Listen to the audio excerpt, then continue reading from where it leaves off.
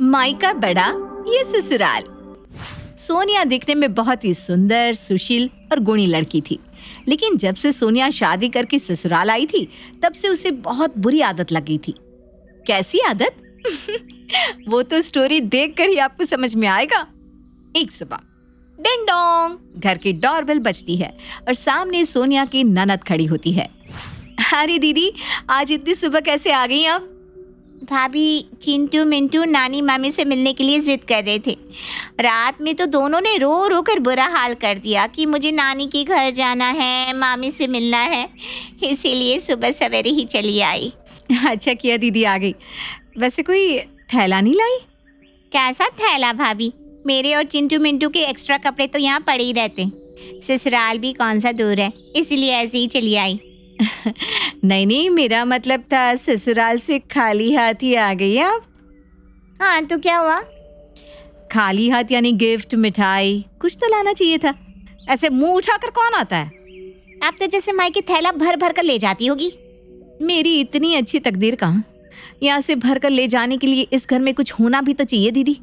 मेरे मायके वाले तो वैसे भी अमीर हैं, किसी चीज़ की कोई कमी नहीं है, लेकिन जब मेरी भाभी मायके जाती है ना तो हम गाड़ी भर भर कर मीठा, कपड़े, गिफ्ट और बहुत सारे सामान देते हैं उन्हें। अरे बहू ससुराल से खाली हाथ जाए ये अच्छा थोड़ी ना लगता है।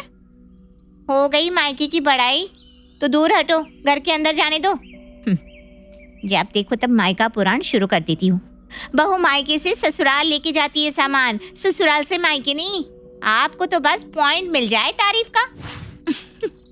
अब तक तो आप समझ ही गए होंगे कि बहू को आदत है मायके की बड़ाई की। इसी चक्कर में वो ससुराल और मायके में हमेशा तुलना करती रहती है। ऐसे ही एक शाम में, ए जी बाजार जा रहे हो तो पाव किलो जलेबी लेते हैं आना। बस पाव किलो? हाँ तो 4 लोग कितना ही खाएंगे जलेबी? हमारे यहाँ तो 2 ही लोगों में 2 किलो जलेबी आती है। मम्मी पापा खुद तो खाती हैं, बची हुई मोहल्ले में बांट देते हैं। बड़े अमीर माता पिता है ना तुम्हारे बहू, हम तो उतना ही मंगाते हैं जितना खा सके। क्यों फालतू में कुछ वेस्ट करना, और बचा हुआ कुत्तों को दे देते हैं। अरे पड़ोसियों को देने से तो वही बेहतर है। आपको क्या पता, मीठा बांटने से प्यार बढ़ता है ना? तो थोड़ा मीठा बोल भी लिया कर। हैं? जा खाना बना। और आप क्या खड़े खड़े मुस्कुरा रहे हो, जाके लेके आओ ना अब। हाँ। फिर ससुर जी मार्केट चले जाते हैं। वहीं शाम में जब पति घर आता है कमरे में, डार्लिंग देखो आज मैं तुम्हारे लिए क्या लेकर आया हूँ, साड़ी। बस साड़ी? नहीं ना, झुमके भी है साथ में। जल्दी से तैयार हो जाओ, मैं तुम्हें डेट पर ले जाना चाहता हूँ। ये 400 रुपए वाली साड़ी में मैं कैसे दिखूंगी? और झुमका लाना ही था तो सोने का लेते। ये 100 रुपए के झुमके मेरे कान पर शोभा नहीं देते। ये कैसी बात कर रही हो सोनिया? कितने प्यार से मैंने तुम्हारे लिए सब कुछ लाया है। हाँ तो थोड़ा और प्यार दिखाकर जेब भी ढीली कर देते तो कितना अच्छा होता। पता नहीं मेरे मम्मी पापा ने मेरी शादी इस गरीब खानदान में क्यों कर दी। अरे मेरे घर में तो बस कांचीवरम और बनारसी साड़ी ही आती है, या फिर मनीष मल्होत्रा की डिजाइन की हुई साड़ी। और मैं तो बस सोने के झुमके ले आने के लिए कहती पापा से, पर मम्मी पापा हमेशा मेरे लिए डायमंड के इयररिंग्स लेकर आते, और भैया भी भाभी के लिए डायमंड सोने की ही लाते हैं। मैं ही ये लोहे पीतल में जी रही हूँ। फिर सोनिया मुंह बनाकर वहां से चली जाती है। क्या इतना बुरा गिफ्ट दिया मैंने इसे, जो ये मुझे इतना सुनाकर चली गई? बेचारा पति बिना किसी गलती के बीवी की बक बक सुन के उदास हो जाता है। वहीं सोनिया को तो मानो ससुराल की बातों को मायके से कंपेयर करने की बीमारी थी। हमेशा कुछ न कुछ लगा ही रहता था उसका। ऐसे ही एक दिन जब सोनिया की ननद कपड़े सिल रही होती है, अनजाने में उसके हाथ में सुई चुभ जाती है। क्या हुआ दीदी? कुछ नहीं भाभी, कपड़े सिलते हुए ना सुई चुभ गई। बैंडेज लगा देती हूँ, ठीक हो जाएगा। अरे देखो कितना खून निकल रहा है, रुको अभी एम्बुलेंस को कॉल कर देती हूँ। हैं? 2 बूंद खून की वजह से एम्बुलेंस को कॉल करने की क्या जरूरत है? अरे अगर खून की कमी हो गई बॉडी में तो, और 2 बूंद खून भी बहुत होता है माँ जी। रुको मैं अभी आपको हॉस्पिटल ले चलती हूँ दीदी। मैंने बैंडेज लगा दिया है, शाम तक ठीक हो जाएगा। ओके? क्या जमाना आ गया है, किसी की भलाई सोचने लायक ही नहीं है यहाँ। कल को कुछ हो गया ना तो ससुराल वाले कहेंगे आपके कि बहू के मायके वाले कंजूस हैं, दवा तक नहीं करा सके। ऐसे ही एक बार ना मेरी भाभी के हाथ में साड़ी की पिन चुभ गई थी। हमने 2 दिन उन्हें हॉस्पिटल में रखा था जब तक घाव नहीं भर गया। हाँ, आप लोगों से अच्छे तो मेरे मायके वाले हैं, कंजूस तो नहीं है कम से कम। फिर शुरू हो गया इसका मायका पुराण। फिर दोनों माँ बेटी अपने अपने काम में लग जाती हैं, बोलना ही बेकार है। वहीं शाम में जब सभी चाय के लिए बैठे होते हैं, पापा वो लेनदारों का फोन आ रहा है बार बार, आप बात कर लो ना, वैसे भी रिश्तेदारी है, थोड़ा तो समझ कर ले सकते हैं ना। बेटा मेरी बात तो हुई तेरे फूफा जी से, वो एक सुनने को तैयार नहीं है। कहते हैं आज के आज पैसे चाहिए, बहुत समय हो गया। बस आते ही होंगे वो। कौन पापा जी? अरे तेरे फूफा ससुर बेटा। आते ही होंगे, नहीं साले साहब आ गया। अरे जब पैसे दे नहीं सकते थे तो लिए क्यों? देखो 1 साल होने आया, अब तक बकाया है। हमारा भी घर परिवार है, ज़रूरत है, कैसे चलेगा बताओ? भैया रिश्तेदारी अपनी जगह है, लेकिन पैसों का हिसाब किताब तो अपनी जगह है ना। हाँ जीजा सही बात है, बस कल परसों में पैसे मिलने वाले हैं तो दे देता हूँ। वैसे भी 10,000 ही तो बाकी है, वो भी ब्याज, मूलधन तो चुकता हो गया। हाँ तो क्या ब्याज के पैसे भूल जाऊं क्या? परसों आता हूँ, राम राम। फूफा जी पानी तो पी के जाओ। अब जब पैसे मिलेंगे तभी पीऊंगा। कैसे रिश्तेदार हैं आप लोगों के? अरे हमारे तो रिश्तेदार पैसे दे के भूल जाते हैं, और यहाँ देखो मूलधन दे दिया है फिर भी ब्याज के लिए आके खरी खोटी सुना कर जा रहे। खैर गलती भी तो आप लोगों की है। मेरे मायके में तो कभी पैसे लेने की नौबत ही नहीं आती। मम्मी पापा मजबूत सेविंग्स करके रखते हैं। जब इतनी ही जरूरत थी तो मुझे कह दिया होता, मम्मी पापा से मांग लेती। बहू तेरी शादी में गहने बनवाने के लिए ही लिए थे पैसे, तब नहीं थे तो अब मांग ले। अरे माँ जी मांग तो लेती, अगर पहले बताए होते तो। मम्मी पापा तो यहाँ है नहीं ना, मालदीव्स गए हैं घूमने। क्या झूठ कहती है बहू। परसों ही समधी जी को मैंने भंडारे में खाना खाते देखा। जहाँ मंदिर का भंडारा हम लोगों ने ऑर्गेनाइज करवाया था ना, वहीं साथ में 4 पूरी एक्स्ट्रा बांध कर ले गए समधन के लिए। ये सुनकर तो मानो बहू की सिट्टी पिट्टी ही गुल हो जाती है। अरे नहीं नहीं पापा जी, ऐसा हो ही नहीं सकता। आपसे पहचानने में गलती हो गई होगी। अब बूढ़े हो रहे हो ना तो याददाश्त कमज़ोर हो ही जाती है। या तो पापा को कोई बहुरूपिया होगा। वैसे भी ना उनकी अमीरी देखकर 4 लोग और उन्हें कॉपी करते हैं। वो तो छुट्टियों में मालदीव्स गए हैं। ये देखो फोटो। इसमें तो बस समंदर दिख रहा है। मम्मी पापा कहाँ हैं तुम्हारे? अरे वो तो कैमरा के पीछे है ना, नहीं तो फोटो कौन खींचेगा।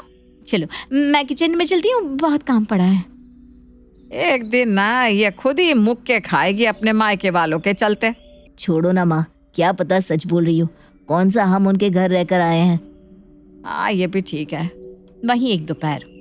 सोनिया आज तुम्हारे भैया तुमसे मिलने आने वाले हैं शाम में, कुछ अच्छा बना लेना अपने भैया के लिए। अच्छा भैया आ रहे हैं, तब तो मैं उनकी पसंद की ही डिश बनाऊंगी। पनीर की पकौड़ी, मशरूम की सब्जी, वेज क्रिस्पी, पुलाव, पूरी, बटर मसाला, पनीर के पराठे भी बना दूंगी। डेजर्ट में राजभोग आइसक्रीम फुल्ली लोडेड विद काजू बादाम। यार रहम करो हम पर, नॉर्मल खाना भी तो बना सकती हो जो सब इजीली खा सके। तुम महीने भर की सब्जी के पैसे एक ही दिन में उड़ा दोगी, और इतना हैवी खाना खाएगा कौन? अरे ये भी तो नॉर्मल ही है ना, इनफैक्ट मोर टेस्टी है भैया की पसंद का जो है। इससे अच्छा पनीर बना दो और साथ में खीर। जलते हो ना आप मेरे मायके वालों से। अरे आपको पता है मेरे मायके में जब कोई आता है ना तो मम्मी पापा कुक को कहकर उसकी पसंद का खाना बनवाते हैं।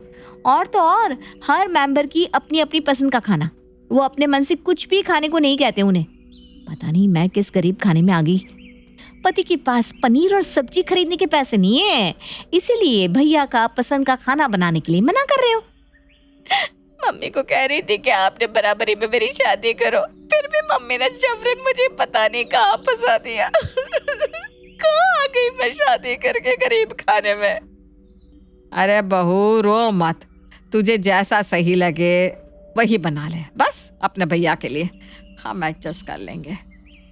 हाँ फिर महीने भर दाल रोटी से काम चला लेंगे। अरे चुप रहो जी, कभी कभी बहू की भी सुन लेनी चाहिए ना।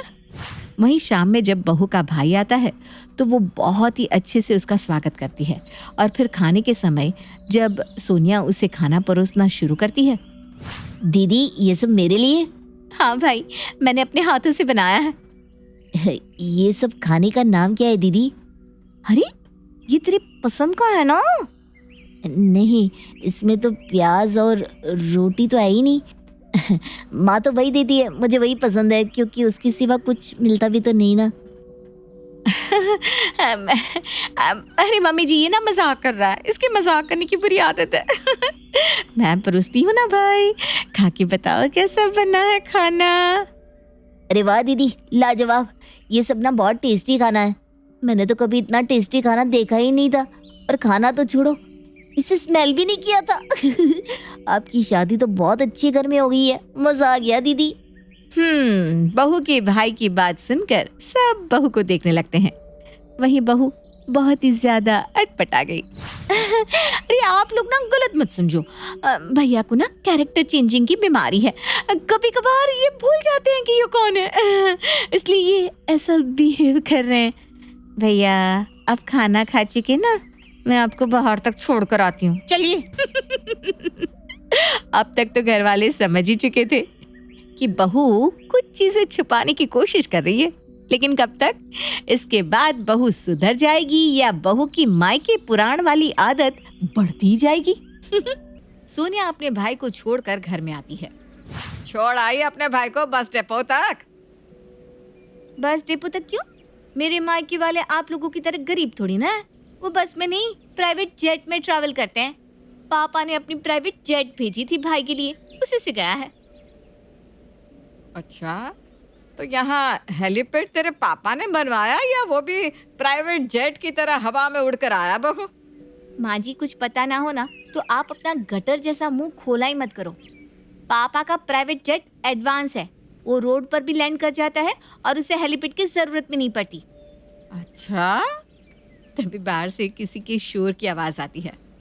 ये बाहर आवाज कौन कर रहा है? तभी एक पड़ोसन घर के अंदर आती है। अरे ओ सुलोचना बहन, मेहमान तो कम से कम अपने स्टैंडर्ड के रखा करो। कैसे कैसे भिखारियों को घर में ले आती हो, मोहल्ले वालों को तकलीफ होती है। अरे क्या हुआ, हमने किस भिखारी को बुला लिया? अरे वही कुछ समय पहले जो आदमी आपके घर आया था। वो तो बहू का भाई था। अरे जो भी हो, पहले बाहर तो देखो। वो मेरे पालतू कुत्ते टॉमी पर सवार होके उसे लेके जा रहा है। हैं? ये क्या कह रही हो? तभी सभी बाहर जाते हैं तो देखते हैं कि बहू का भाई पड़ोसन के कुत्ते टॉमी पर बैठा था। चल मेरे कुत्ते टुकड़ुक टुकड़ुक टुक, चल मेरे कुत्ते टुकड़ुक टुकड़ुक टुक। भाई ये क्या कर रहा है तू? अरे देखो ना दीदी, ये चल ही नहीं रहा है। बहू, तू तो कह रही थी कि ये प्राइवेट जेट से गया। तेरे पापा की प्राइवेट जेट अकेले ही उड़ गई क्या? नहीं माँ जी, ऐसा नहीं है। मुझे लगता है भाई फिर से दूसरे कैरेक्टर में घुस गया है। मैंने 100 रुपये दिए थे ना बस से घर जाने को, तो यहाँ क्या कर रहे हो? मैंने सोचा 100 रुपया बचाकर पैदल ही घर चला जाता हूँ, लेकिन फिर सोचा पैर दर्द हो जाएगा, इसलिए ना ये कुत्ते पर बैठकर जाने लगा। लेकिन देखो ना, यहाँ आंटी ने रोक लिया। सत्यानाश हो। जिसके बाद सोनिया जैसे तैसे अपने भाई को वहां से निकालती है और पड़ोसन से उसकी गलती के लिए माफी मांगती है। आंटी जी माफ करना, भाई को ना कैरेक्टर चेंजिंग की बीमारी है, इसीलिए उटपटांग हरकतें करता रहता है। कोई बात नहीं बहू। देख रहे हो जी, रस्सी जल गई लेकिन बल नहीं गया। बहू की हरकत देखकर तुम्हारी जवानी की याद आ गई भाग्यवान। तुम भी ना ऐसी ही थी, अपनी गलती मानने को कभी तैयार नहीं होती थी। आप तो चुप ही रहो। नहीं मानती थी तो आपकी माँ ने मेरी अकल ठिकाने भी तो कर दी थी ना। तो तुम भी उसी तरह अपनी बहू की अकल ठिकाने लगा दो। अब मैं कहाँ भोली भाली, मुझे तो सासू भी चालू मिली और बहू भी। हे भगवान, कैसे सुधारूं इस बहू को? क्या कहा माँ जी? आप मुझे क्या सुधारोगी और क्यों सुधारोगी? इस घर में खुद सब बिगड़े हुए हैं। और तो मेरी परवरिश तो मायके में हुई है ना, और मेरे मायके में सब सभ्य और इज्जतदार लोग रहते हैं, तो वो तो पहले से ही सुधरे हुए हैं। चलो अब मैं काम कर लेती हूँ, बहुत काम है अभी मुझे। वैसे भी मेरे मायके की तरह यहाँ कोई नौकरानी तो है नहीं, जो करना है मुझे अकेले ही तो घिसना है। वो तो वक्त बताएगा। इतने रईस जाते हैं इसके मायके वाले। ऐसे ही एक दिन भाग्यवान, आज मुंगेरी लाल ज्वेलर आया था। हमारे पुराने गहने काले पड़ गए हैं ना, वही साफ करने के लिए। ठीक है जी। वही शाम को जब ज्वेलर आता है, लो भाई साहब, ये सारे गहने साफ करके एकदम नए जैसे चमका देना। अरे इतने पुराने डिजाइन के गहने, माँ जी इन्हें क्यों साफ करवा रही हो? इससे अच्छा है कि नए ले लो गहने। और नए गहनों के पैसे कौन देगा? आप तो हमेशा ना पैसे के लिए रोती रहती है। आपको पता है, मेरे मायके में कभी माँ और भाभी को कुछ भी खरीदने के लिए सोचना नहीं पड़ता था। जब चाहे तब सोना चांदी हीरा मोती खरीद लो। मेरी शादी में तो अकेले माँ ने ही 2 किलो सोना और 1 किलो डायमंड खरीदा था। आपसे ये 2 मुट्ठी सोना बदल कर नया भी नहीं लिया जा रहा है। बहू, अब हम तेरे मायके वालों जितने अमीर नहीं है ना, क्या करें? क्या ही करेंगी आप? कर्म तो मेरे फूटे हैं जो इस गरीब खाने में मेरी शादी होगी। अब जिंदगी भर यहीं सड़ूंगी मैं। अरे मत सड़ना, अपने मायके चली जा। इतना है तो अपने पापा को कह दे कि प्रॉपर्टी लिख दे तेरा नाम। हाँ लिख तो देते, लेकिन पापा ने ना अपनी पूरी प्रॉपर्टी गरीबों में दान की है, तो पापा के बाद उनकी सारी प्रॉपर्टी गरीबों की है। उनको पता है उनके बच्चे उनकी तरह मेहनती है, कमा कर खा लेंगे। अच्छा, ऐसा भी है क्या? नहीं तो क्या।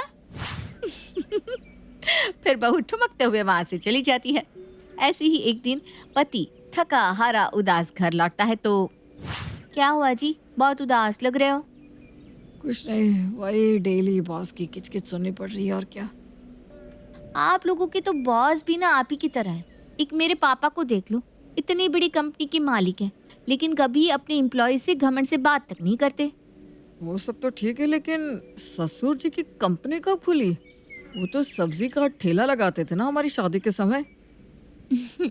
अमीर लोग ना कभी कभी अपनी अमीरी दिखाते नहीं, ये तो आप समझ नहीं पाएंगे। पापा इसीलिए सब्जी का ठेला लगाते थे ताकि लोगों को ये ना लगे कि इतने अमीर हैं तो घमंडी होंगे। वो लोगों को हमेशा से ये जताना चाहते थे कि कोई भी काम छोटा या बड़ा नहीं होता, बस इसलिए ना। मैं बहुत अच्छे से समझता हूँ सोनिया। वैसे बहू, जब तेरे पापा की इतनी बड़ी कंपनी है तो इस निठल्ले को अपने पापा से कहकर कंपनी में ही जॉब दिलवा दे, पेमेंट भी अच्छी मिल जाएगी। क्या पापा जी कैसी बात करते हो? अब आप ही बताओ, रिश्तेदारी में प्रोफेशन अच्छा लगेगा क्या? नहीं ना, वैसे भी रिश्तेदारी में बुराई होती है, वरना मैं तो कब का पापा को कहकर इनकी जॉब स्विच करवाने वाली थी। लेकिन ये सब ठीक नहीं है ना। कल को इन्होंने पापा की कंपनी में गरीबों वाली हरकत कर दी तो मेरे पापा की इज्जत की तो भजिया तल जाएगी ना। अरे मैं इतना बुरा तो नहीं हूँ। तो कौन से अच्छे हो? महलों के सपने दिखाकर मुझसे शादी किए और मुझे ला के इस गरीब खाने में पटक दिया। खैर, ये तो बहू की आदत हो गई थी, जिससे अब ससुराल वाले बुरी तरह तंग आ चुके थे। लेकिन किसी को समझ में ही नहीं आ रहा था कि बहू को कैसे सबक सिखाया जाए। वहीं एक दिन, मासी जी कितने दिन हो गए आपसे मिले हुए? अब आप इसी शहर में हो तो मेरे ससुराल आ जाओ ना। अब तू इतना कह रही है बेटा, तो मैं मिलकर ही जाती हूँ तुझसे। वैसे भी ना मेरी फ्लाइट की टिकट 1 हफ्ते बाद की है। ठीक है मौसी जी। जिसके बाद सोनिया घर को सजाने में लग जाती है। बहू, अभी तो दिवाली भी नहीं आई, घर क्यों सजा रही है? इस गरीब खाने को थोड़ा ढंग का बना रही हूँ। मेरी मौसी आ रही है, देखेंगी तो क्या सोचेंगी, किस गरीब घर में मेरी शादी हो गई है। जब देखो तब बुराई ही करती रहती है। न जाने किस मनहूस घड़ी में मैं इसे अपनी बहू बनाकर ले आई। इसी तरह सास बड़बड़ाकर वहां से चली जाती है। वहीं बहू बड़बड़ाते हुए घर का काम करने लगती है। शाम को जब डोरबेल बजती है, देख तो बहू कौन आया है। मेरी मौसी आने वाली थी ना, वही आई होंगी। बहू दरवाजा खोलती है तो सामने खड़ी थी मौसी। सोनिया जाके झट से मौसी को गले लग जाती है। अरे मौसी, कितने दिनों बाद दिखी आप। मैं बहुत खुश हूँ आपको यहाँ देखकर, सच में। बहू बोले जा रही थी, लेकिन मौसी है कि कोई रिप्लाई नहीं दे रही थी। उनका तो मुंह का ढक्कन खुला हुआ था और वो बस घर को देखे जा रही थी। क्या हो गया मौसी, ऐसे क्या देख रही हो? जानती हो, मम्मी पापा ने मुझे इस गरीब खाने में उठाकर पटक दिया है। अब क्या कर सकती हूँ? आइए, जो है यही है अब। बेटा बहुत अच्छा है जो है, और इससे बेहतर क्या चाहिए तुझे? जानती हूँ, शादी के बाद तो सब सांत्वना ही दे सकते हैं। चलिए आप बैठे मौसी, मैं खाने पीने के लिए लेकर आती हूँ। फिर बहू अपनी मौसी की खातिरदारी में लग जाती है। वहीं मौसी बैठकर अपनी समधन से बातें करती है, हंसी मजाक करती है। लो मौसी, पानी पियो। मौसी फिर से खाने की ट्रे को देखने लगती है, जिसमें 2 तरह के बिस्किट और नाश्ता रखा था। मौसी ऐसे मत देखो ना, आप ऐसे देखती हो तो मुझे शर्मिंदगी महसूस होती है। अब मेरा ससुराल मायके से छोटा है तो क्या ही कर सकते हैं। बहुत ही है बेटा इतना, अब इससे ज्यादा मैं क्या ही खाऊंगी? हैं? इतना खा लूं वही बहुत है। अरे इतने में क्या होगा समधन जी, मैं बाहर से जलेबी और कचौरी मंगा लेती हूँ। नहीं नहीं, इतना बहुत है। मौसी के मना करने के बाद भी सास बाहर से नाश्ता मंगाती है, और जब तक मौसी घर में रहती है सब उनकी खूब खातिरदारी करते हैं, और खातिरदारी होते देख मौसी बस देखती ही रह जाती है। वहीं बहू हमेशा गरीबी वाला डायलॉग चिपकाती रहती है, और जब मौसी के जाने का समय होता है, बेटा अब मैं चलती हूँ, मेरी फ्लाइट का समय हो गया। जी मौसी, आराम से जाना, मैं बहुत मिस करूंगी आपको। मैं भी बेटा। अरे समधन जी, ऐसे कैसे जा रही हैं आप? क्यों, क्या हुआ? रुकिए, मैं अभी आई। फिर सास कमरे में जाके मौसी के लिए साड़ी, मिठाई और विदाई के पैसे ले आती है। ये लीजिए। अरे अरे, ये क्या है? आप तो मुझे शर्मिंदा कर रही है बहन जी। घर में आए मेहमान खाली हाथ नहीं जाने चाहिए। अरे पर बहुत बहुत शुक्रिया। मौसी जानती हूँ मेरे मम्मी पापा जितना नहीं है, लेकिन अब जो भी है रख लीजिए। बस कर सोनिया, कितनी हाकेगी बेटा? जब से मैं आई हूँ मायका मायका मायका लगा रखा है बस। अरे एक झोपड़ी है, वो भी ढंग से नहीं बनी। मैं तो सोच रही थी बुराई ना करूं, लेकिन अब क्या ही करूं तू ही बता। तेरे घर जब भी आती थी ढंग से पेट भर खाना भी नहीं मिला, विदाई तो दूर की बात, और यहाँ तेरी सास विदाई, कपड़ा, मिठाई सब दे रही है। सच में सोनिया बेटा, तेरे तो भाग्य खुल गए इतना बड़ा ससुराल पाके, वरना तेरी माँ जैसा हाल होता तेरा भी। चलो चलती हूँ मैं, नमस्ते। खैर मौसी जी तो चली गई, लेकिन जाते जाते बहू के मुंह पर ताला लगा कर गई। सोनिया को इतनी शर्मिंदगी महसूस हुई कि उस दिन के बाद सोनिया ने मायके की झूठी बड़ाई करना एकदम से छोड़ दिया। हाँ,